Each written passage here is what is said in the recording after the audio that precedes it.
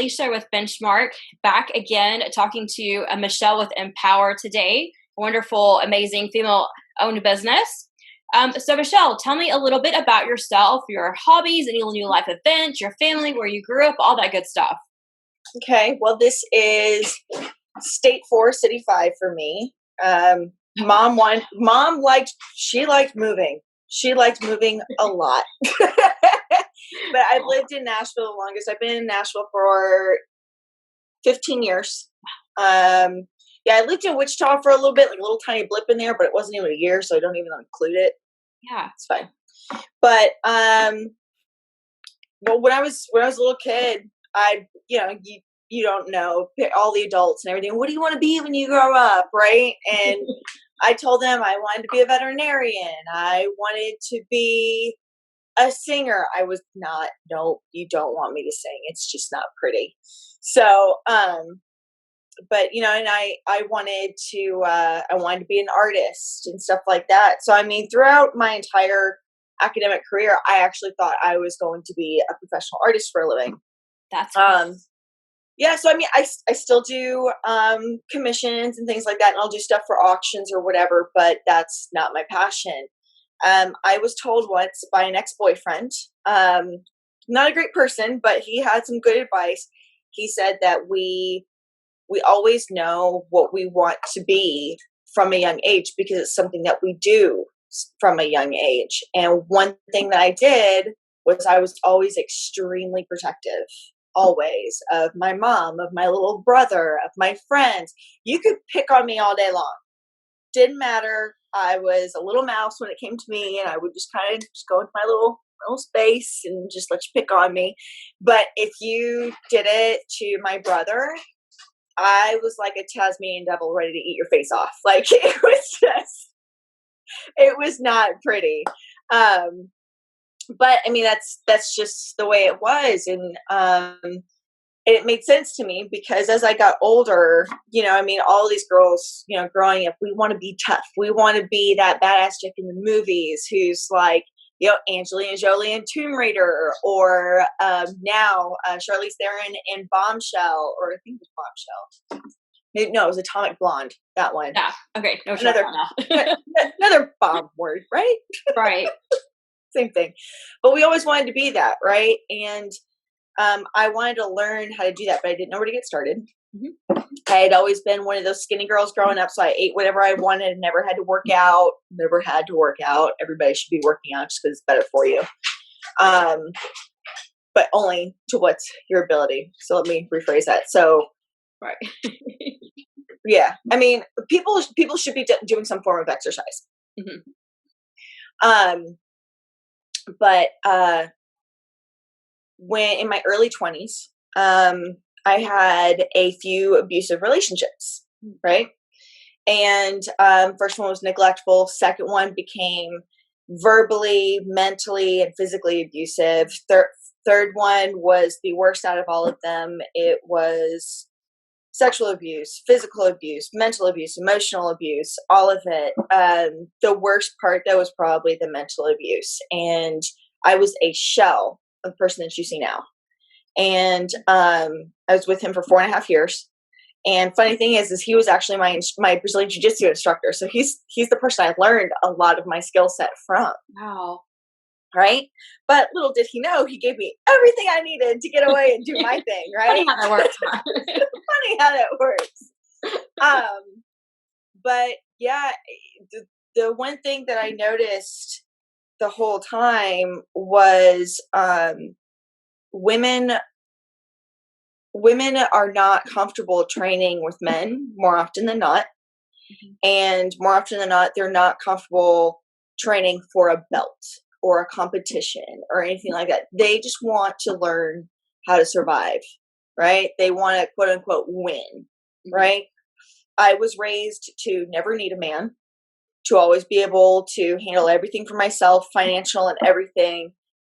But I hadn't learned how to take care of myself physically. I always had to rely on somebody bigger. Mm-hmm. And before my worst abusive relationship, I dated a guy who was a linebacker. He was 6'4", 304 pounds. I weighed $120. And all I could think was, if this man wanted to hurt me, he was gentle. He was always nice. There was nothing wrong. Mm-hmm. But all I could think about was, if he wanted to hurt me, there is nothing I could do about it. Especially if you've been through that before in other relationships. So Yeah. that's on the back of your mind for sure. Yeah, absolutely. And I apologize if I'm all over the place. My ADD is just like squirrel. No, you're good. Shiny. Okay. It's about you. Best explanation, Doug from Up Mm-hmm. and Dory from Finding Nemo. Mm-hmm. Put them together. Yeah. That's me. Okay. So you get it. You understand. I understand. That's why I probably more than a few actually own businesses. Yeah. I mean, ADD, like it can be a blessing and a curse. It gets you going, gets you ideas, you get moving, and then all of a sudden you're like, oh, wait. Yeah. So tell me a little bit about your business, kind of what how you got started in it, kind of went over a little bit, but tell us exactly what you do and how you help other women. And so I got started with my ex.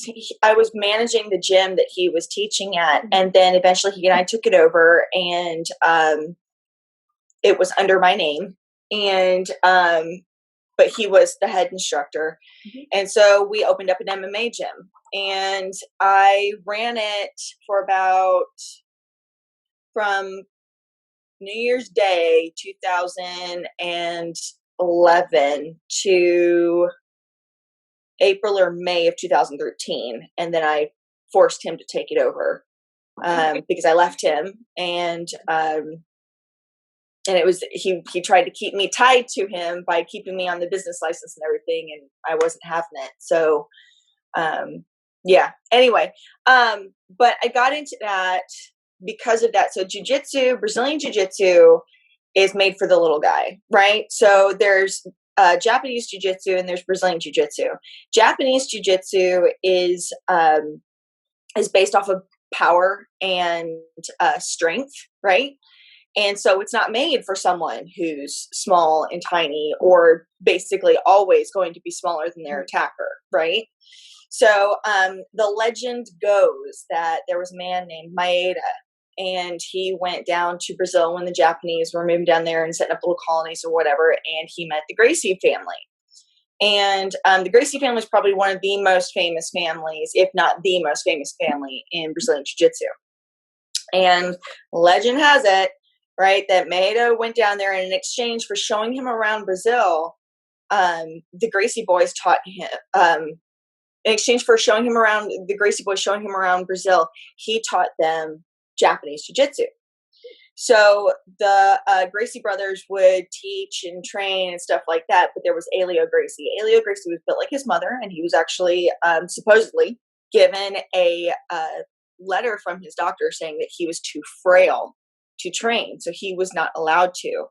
But he would sit there day in and day out and watch class all the time, constantly. And there was one day that his brother was stuck in traffic and he wasn't going to make it to class in time. So he said, I'll teach it. His brother said, are you sure? He said, yeah, I remember everything. I can teach it. And he said, okay. So Elio taught it. And what Elio did is he manipulated the Japanese jiu-jitsu and twisted it around to where it works for a smaller person using body mechanics and leverage versus power, right? So great example. And this sounds crazy. Now, this didn't happen all the time. I will tell people I'm not Betty Badass, but I have a skill set. So the first time I reversed a position, meaning I went from being on bottom and my opponent being on top to flipping the position, I weighed 120 pounds and he weighed 220. Wow. Right? And the heaviest guy I ever submitted, I submitted him with a choke. He was on bottom, I was on top, and he kept putting me in an arm bar. He was more experienced than me. And I got pissed. I got tired of my elbow getting cracked and went on. I was like, that's it. I'm over it. I'm tired of feeling helpless. And I just got angry and I just went for it. And I choked him out. And he was a whole belt above me. Wow. And he sat up and we just kind of looked at each other. And he goes, you just did that. I was like, whatever, you gave it to me. And he goes, no. He goes, I don't know if I wasn't paying attention or what. He goes, but you just got that. And I was like, well, that's great. And he was 267. Wow. But the largest guy I ever threw was 230. Wow. So, but it was all, I'm getting goosebumps just talking about it. It was all based off of body mechanics and leverage. It's not because I'm She-Hulk or anything like that. It's literally just mechanics. So Brazilian Jiu-Jitsu, in my opinion, is king when it comes to self-defense, because anyone, any age, any fitness level can do some, if not all, of Jiu-Jitsu. Obviously, you need to be as good as your weapon. So that's why in what I teach people, we not only do self-defense, but we do fitness, and both are required. We more often than not will start with fitness because most people need to build up those muscle groups and things like that, right? So I'm trying to get my clients strong. I'm not trying to get them super buff or super cut or anything. Everybody has their own goals. But the one thing that my clients love is they love feeling strong, and they love feeling healthy, and they love feeling good in their own skin. And that's what it is. Empower is a family. We support one another. I do not tolerate any type of negativity, whether it be on yourself or towards another person. So second, if it's on yourself, we nip that in the bud real quick when we have a talk. Right. In the nicest way possible, just some tough love. But if anyone is ever negative or too aggressive with my clients, which I haven't had to deal with that yet, not since I started Empower. I had to deal with my old business. Right. But yeah, so everybody's really, really awesome and super encouraging. And I love that. I know a lot about my clients, what's going on in their life, what they're going through right now. It's a safe space for them to just word vomit everything that's going on. I've had clients just come in and just spill everything and cry for like the first 10 minutes. And I had like a whole workout planned out for them or whatever. And as soon as they're done, I go, okay. I was like, you feel okay? And they're like, yeah. I'm like, do you want to punch some stuff today? Yeah, I want to punch some stuff. All right, let's go hit stuff. And so we'll just go and we'll get them to work that out. And by the time they're done, they feel so much better, you know, and they're learning a practical skill set. Yeah. So awesome.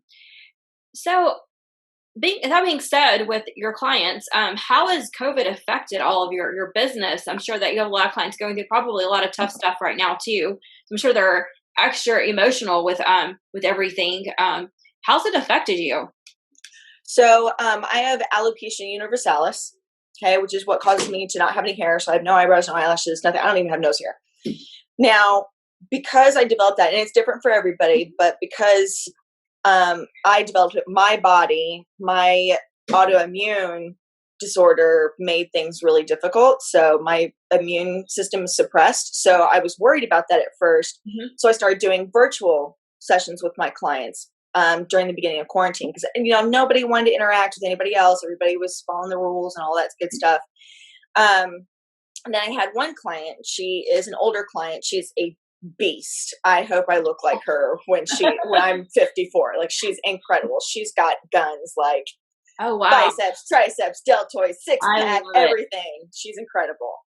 But she was like, so what if you taught me and my friend at a park and you were like 20 feet away and just shouted at us? I was like, okay. I was like, I get it. But yes, we can work something out. So to older clients, you know, to people who are more susceptible to COVID than normal people, I was like, okay, so we're kind of in the same boat, right? So I was like, all right, we can do this. So we started meeting a couple times a week and doing it that way. And I was like, you know what? I'm just going to check with my clients, make sure that they haven't had any symptoms, make sure they haven't had any temperatures or anything like that. And if we're all good, then we'll just go ahead and train anyway. I train majority of my clients outside. Every once in a while, I'll get a client that's purely virtual, and that's the only time I teach someone inside. And the reason for that is your stamina is key. Most fights are won with stamina, not with technique. Okay, technique definitely helps, right? But more often than not, I mean, it's. I don't know if you've ever witnessed a fight like out and about, but I mean, I've seen them in parking lots, stuff like that, and it's just a bunch of arms and legs flailing and going everywhere, right? So, and these guys or these people have seen it, like they've watched UFC, so they will mentally train. Believe it or not, it's a thing, or they'll try it in their living room or whatever. So they've got something. I mean, we laugh, but it's true. I can't even tell you. Believe it. Oh my God. I mean, it was when I had the MMA gym, it was like every other week. Yeah. So I was looking at classes. So when do I fight? Sir, give it 5 years. Then you can fight. Well, that's not good enough. I was hoping to get a fight in like a month. Not really going to work that way. But I mean, that's the mentality you have to deal with. So, but yeah, more fights are won by stamina than skill set. And 80% of fights go to the ground. So it's good to have a stand-up game and a ground game. Mm-hmm. So that's what I go over with my clients. We do grappling techniques. So I pull from jiu-jitsu. There's some things I use from wrestling, some things that I use from judo. Basically, if it works, I use it. Okay. I pull all of the sport shit out of it. We do not care. It's never okay to go to the ground willingly. There's a lot of sport jiu-jitsu. There's sport jiu-jitsu and street jiu-jitsu.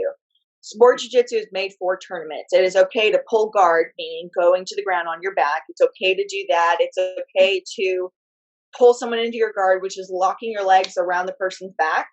Okay, so that they can't go anywhere. You have a control over them that way. It's not okay to do that while they stand up and pick you up, because in a tournament, they're not allowed to slam you down. But in the street, anything goes, right? Right. So I teach things that are going to work either for you to disable your opponent and get away, or, you know, I hope you don't have to, but stay there and finish the fight, or hang on until someone shows up so they can help you. Yeah. So my goal is to get you home safe.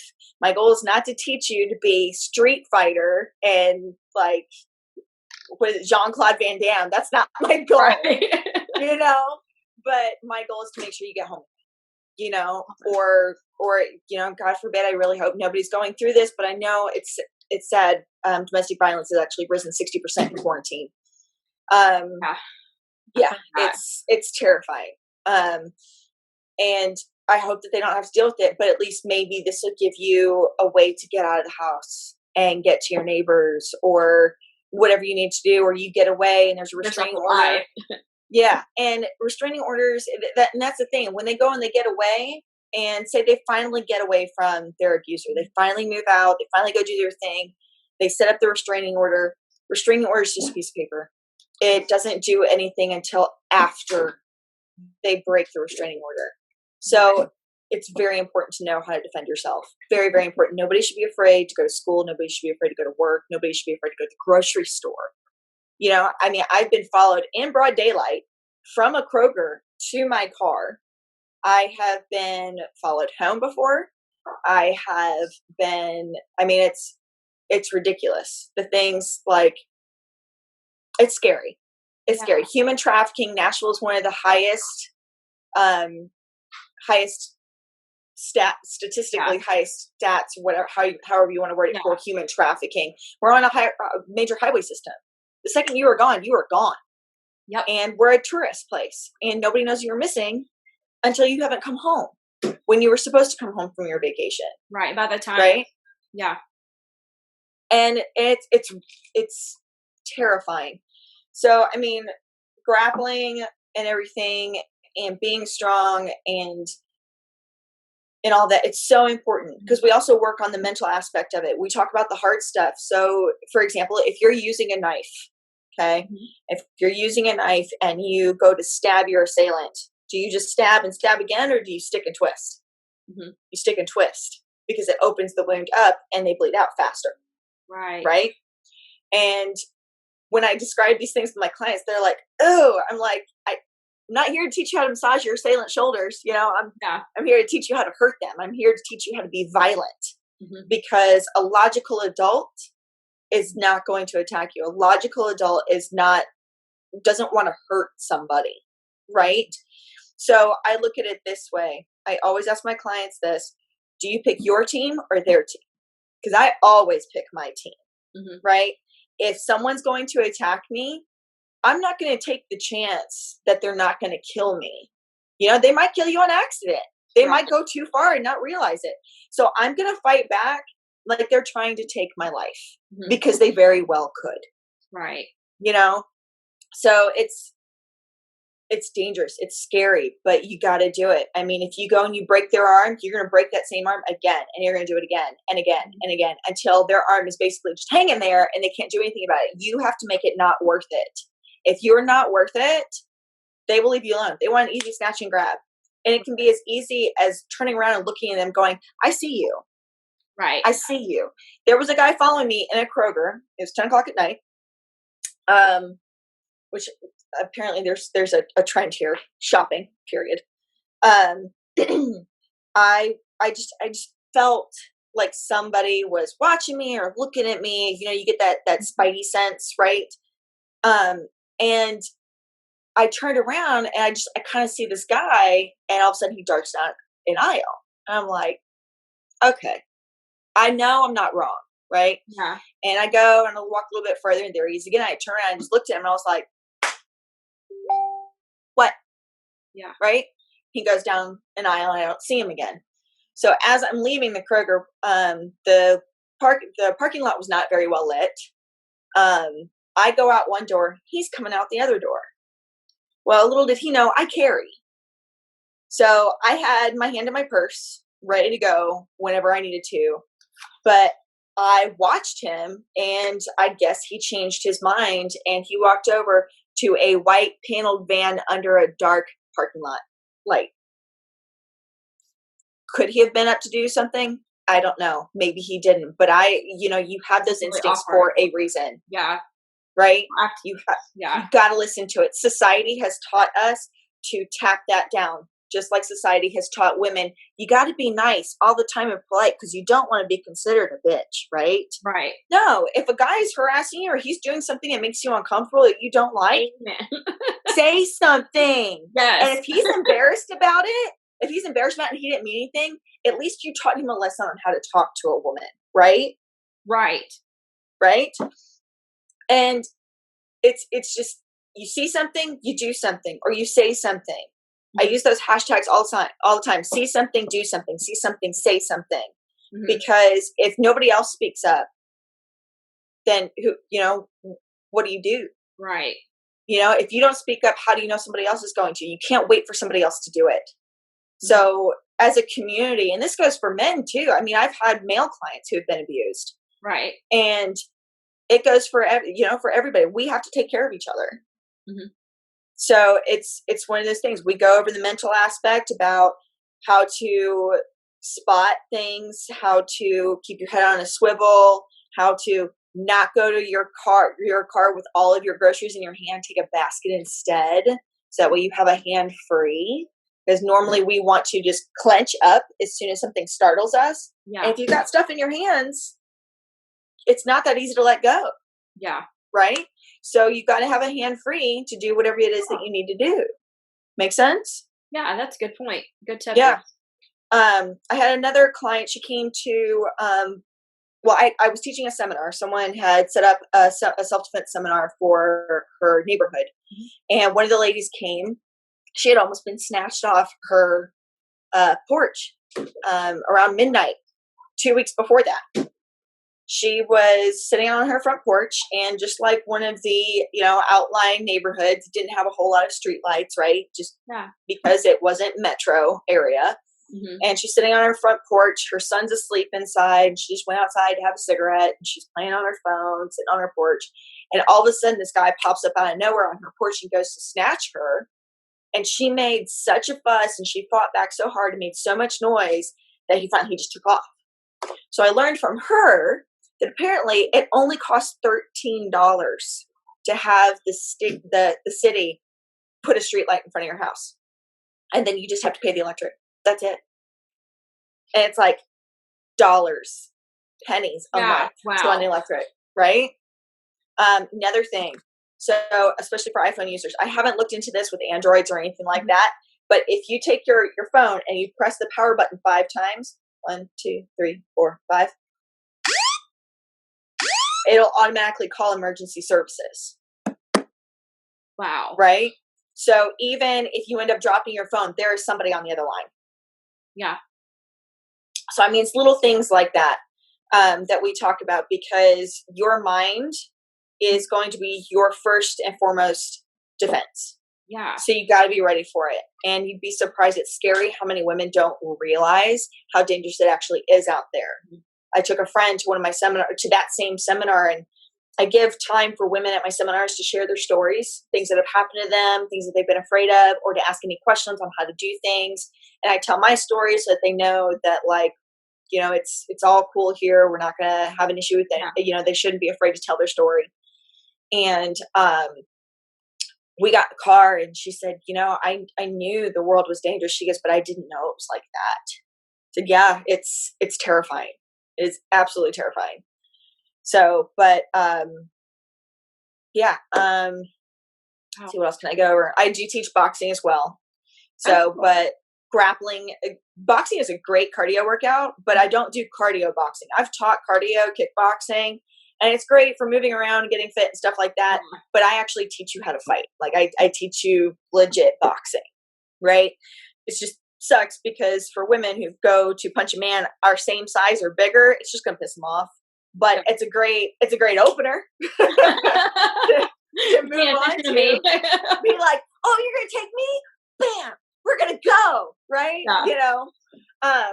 But I also have fun. I don't want people to be super serious because I've been in a training environment where it was do better. It hurts. I don't care. Do it again. That doesn't get you anywhere. And that doesn't make you want to come back. We have fun. I'm a little bit of a weirdo. So like, I'll just random stuff. It's just, I'm just me. That's just how it goes. We get serious, but I'm a dodo, so it's fine. That's awesome. So I safe space, family, self-defense, fitness, all that good stuff. So how would people find you if they want to sign up for your classes? So they can find me on Facebook or Instagram. So on Facebook, it's EmpowerLLC, and you'll see like the little profile picture's my face, and you'll see the banner says Empower. On Instagram, it is at EmpowerLLCnashville. Nice. So, yeah. And I take referrals. We do, the way I teach people. So I book on the hour every day. Okay. From 6 a.m. to about 5:30, 6 p.m. It's about the latest that I do. Sessions will go anywhere from 20 minutes to a full hour. I know some people are like, 20 minutes, you want to die at the end of that 20 minutes because it's so hard. Okay. Or we'll do one of the 20-minute workouts and finish it out with self-defense techniques, boxing, things like that. And then I do $100 a month right now, $100 a month for up to 3 sessions a week.